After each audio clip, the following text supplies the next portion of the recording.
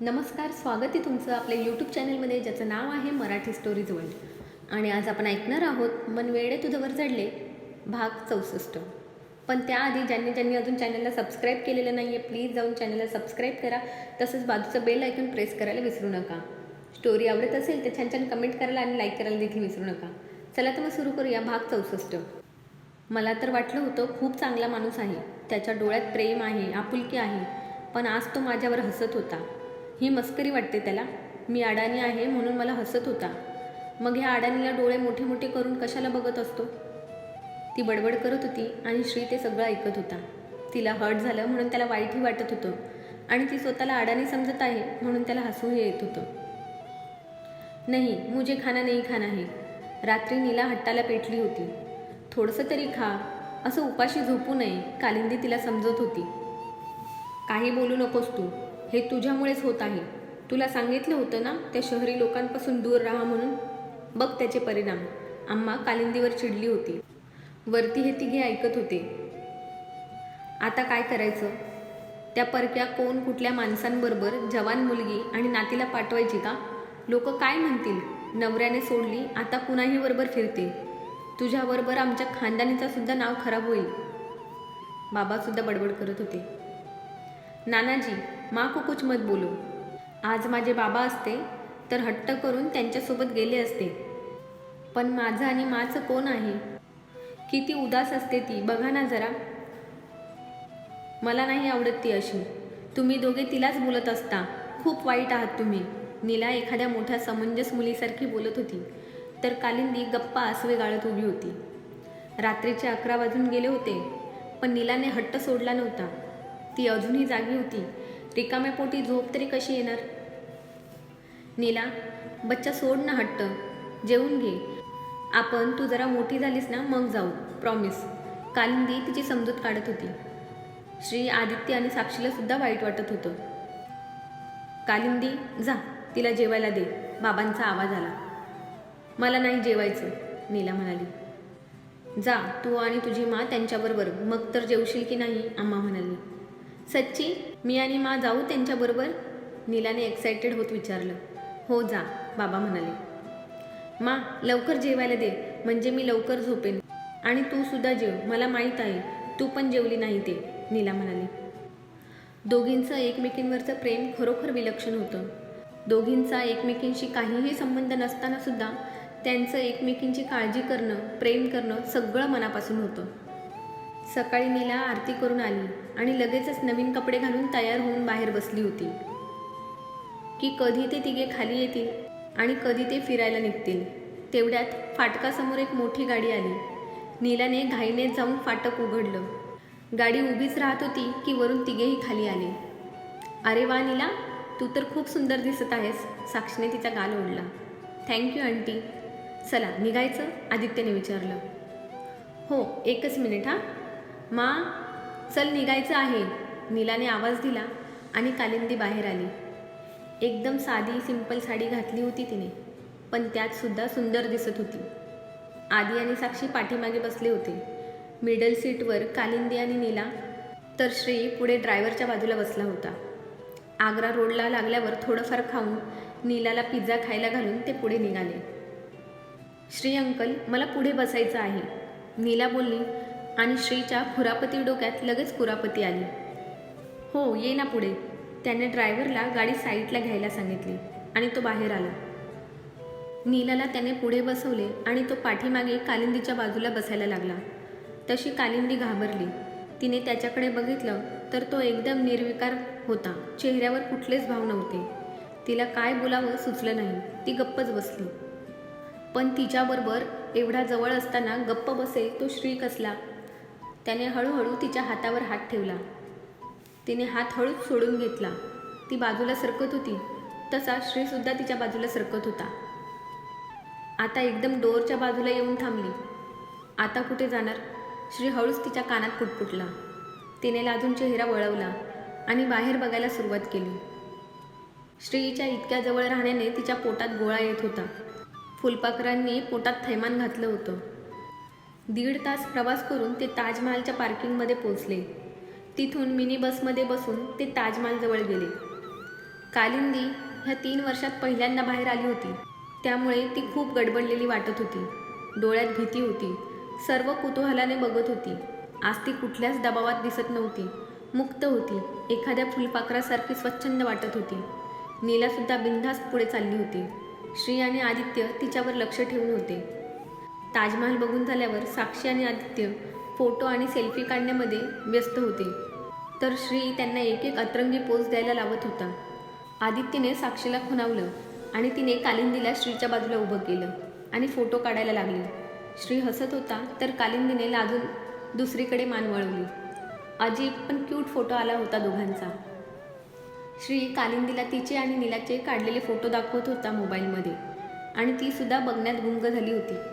आदित्य आणि साक्षी हातात हात घेऊन त्या दोघांना बघत होते. आधी ह्या दोघांना आता कुणाचीच नजर लागायला नको, साक्षी त्यांच्याकडे एकटक बघत म्हणाली. हो, खरंच खूप छान दिसत आहेत दोघेही. एकमेकांना साजेसे वाटत आहेत. मलाच खूप उशीर झाला समजायला. आधी हिरमुसून बोलला. आधी झालं ते झालं, त्याचा विचार नको करू. साक्षी बोलत होती तेच आधीचा फोन वाजला. एकच मिनटं. आदित्य बाजूला गेला. नीला, साक्षीने आवाज दिला. हाँ आंटी, तुम खुश हो ना? साक्षीने विचारलं. हाँ, बहुत ज़्यादा. नीला दोन्ही हात लांब करत म्हणाली. नीला, तुम्हारे पिताजी अगर श्री अंकल होते तो तुम्हें कैसा लगता?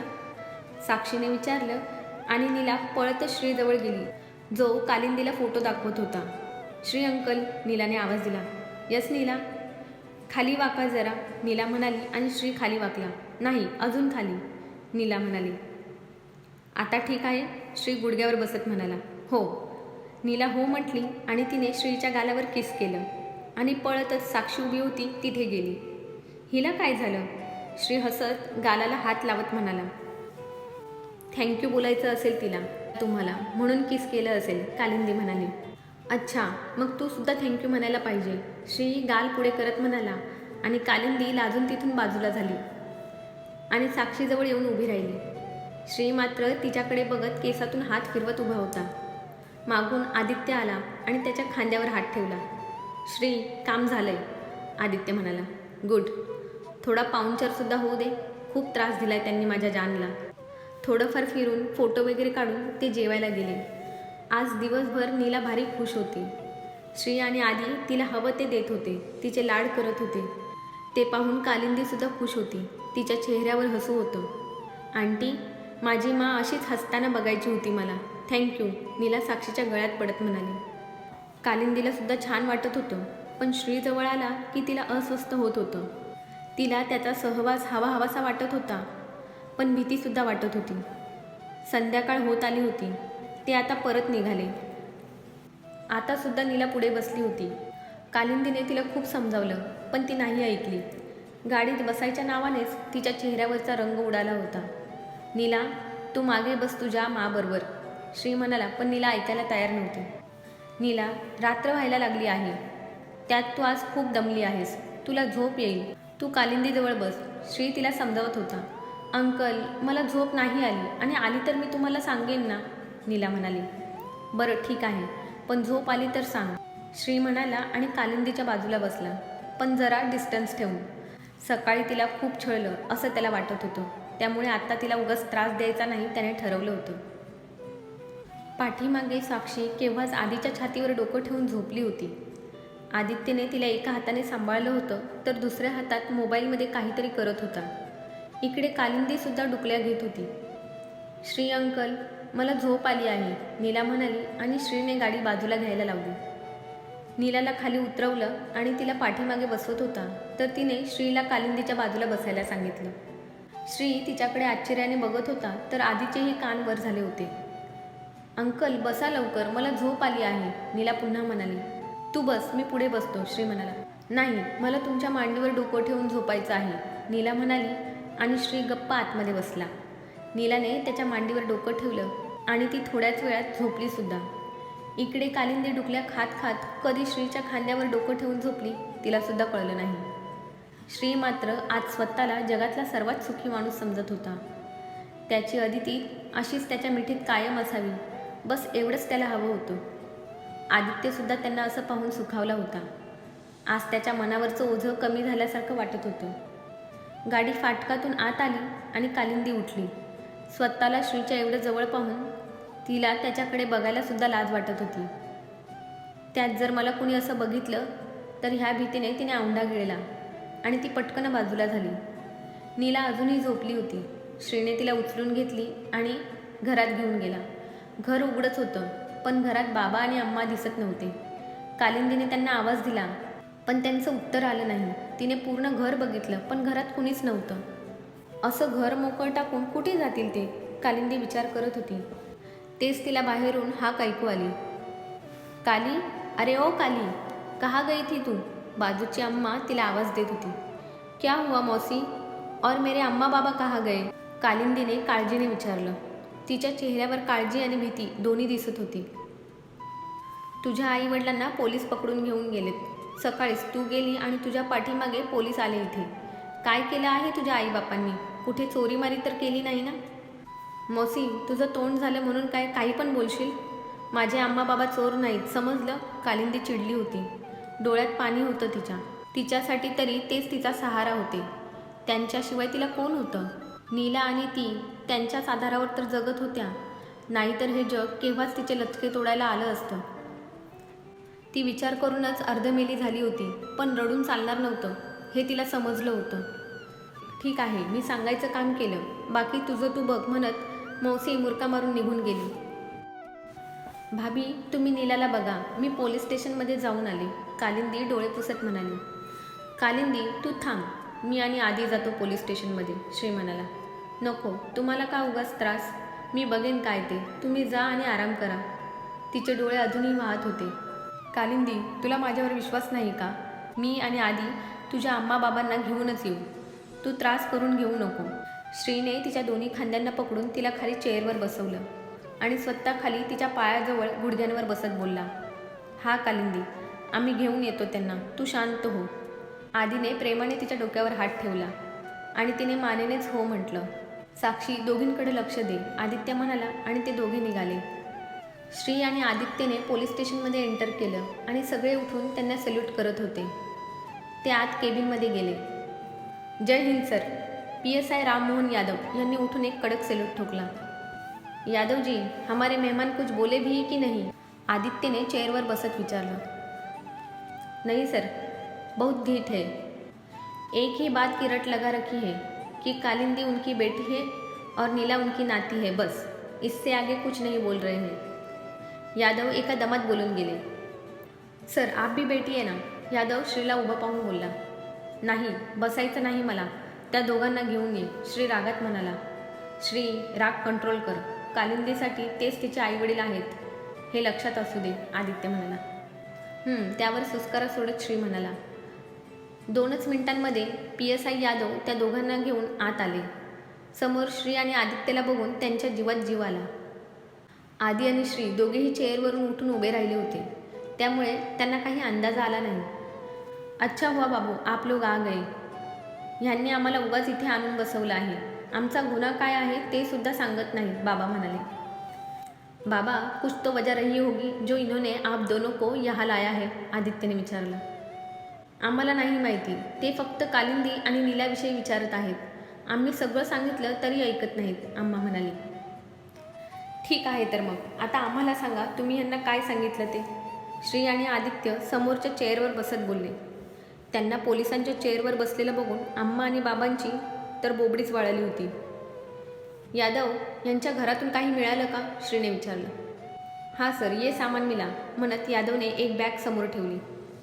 चला आता, तुम्ही सगळं खरं खरं सांगता की आम्ही सांगू? आदित्य म्हणाले. मतलब? आम्हाला समजलं नाही, अम्मा म्हणाली. अम्मा, कालिंदी कौन है? आदित्यने विचारलं. कालिंदी हमारी बेटी है और ये तुम्हें भी पता है, बाबा म्हणाले. बाबा, पूर्ण दिवस तुम्हा दोघांना इथं ठेवलं, पण तुम्हाला कोणी हातसुद्धा लावला नाही. आता जर तुम्ही खरं खरं बोलले नाही ना, तर तुम्हाला हे लोक ठोकून काढतील, श्री म्हणाला. आम्हाला धमकी देऊ नका, आम्ही खरं तेच सांगत आहोत, अम्मा म्हणाली. आता आदित्यला राग अनावर झाला होता. कुठे भेटली होती ती तुम्हाला? आदित्यने राग कंट्रोल करत विचारलं. ती आमची मुलगी आहे. कुठे भेटली म्हणजे काय? ती काय खेळणं आहे का भेटायला? बाबा घाबरले होते, पण तरीही अडखळत बोलत होते. ती माझी बहीण आहे, SP आदित्य जाधवची बहीण, डॉक्टर अदिती. आदित्य मोठ्याने टेबलवर हात आपटत म्हणाला. आणि DSP श्रीरंग देसाईची बायको, माझी बायको अदिती श्रीरंग देसाई. समजलं? आता पोपटासारखं बोलायचं, नाहीतर तुम्ही अदितीला सांभाळलं. ती तुम्हाला आईवडील समजते, तुमच्यावर प्रेम करते हे विसरून जाऊ आम्ही. श्री रागाने लाल झाला होता. आता दोघेही गप्प बसले होते. तोंडातून शब्द काढत नव्हते. बोला, कुठे भेटली ती आणि तिला कसली औषधं खायला घालता तुम्ही? आदित्यने विचारलं. पण ते मख्खसारखे बसले होते. त्यांनी काही बोलायचंच नाही असं ठरवलेलं दिसत होतं. ठीक आहे तर मग यादव, या पंडित राधेश्यामला जरा पाहुणचार द्या, श्री म्हणाला आणि राधेश्यामला यादव घेऊन गेले. थोड्याच वेळामध्ये बाजूच्या रूममधून ओरडण्याचे, किंचाळण्याचे आवाज यायला लागले. काय मग अम्मा, तुम्हाला सुद्धा प्रसाद पाहिजे की तुम्ही तरी सांगणार? आदित्यने विचारलं आणि तेवढ्यात पुन्हा ओरडण्याचा आवाज आला. बेटा, त्यांना सोडा, त्यांना मारू नका. वय झालं आहे त्यांचं, त्यांना शुगर आहे. दया करा, त्यांना मारू नका. देखो अम्मा, लेट हो रहा है, जल्दी से सच बात बोल दो, श्री म्हणाला. हा अम्मा, लवकर खरं खरं सांगा. आम्ही त्यांना मारणार नाही आणि तुम्हाला घरी पण जाऊ देऊ, आदित्य म्हणाला. मंडळी, पण आपल्या स्टोरीज खाली खूप छान छान कमेंट येत आहेत, त्यासाठी खरंच मनापासून धन्यवाद. काही कमेंट अशासुद्धा आहेत की पार्ट थोडे लेट होत आहेत, पण प्लीज थोडंसं समजून घ्या. जरा वर्कलोड जास्त असल्यामुळे मला रेग्युलर पार्ट टाकता येत नाही आहे. पण जसा माझा वर्कलोड कमी होईल, मी रेग्युलर पार्ट टाकण्याचा नक्की प्रयत्न करेल. तोपर्यंत तुमचं असंच प्रेम असू द्या. मन वेळेसारखंच अजून छान छान स्टोरीज मी तुमच्यासाठी घेऊन येणार आहेत. त्यासाठी चॅनलला सबस्क्राईब करायला विसरू नका आणि आधी श्रीवर असंच प्रेम असू द्या. धन्यवाद.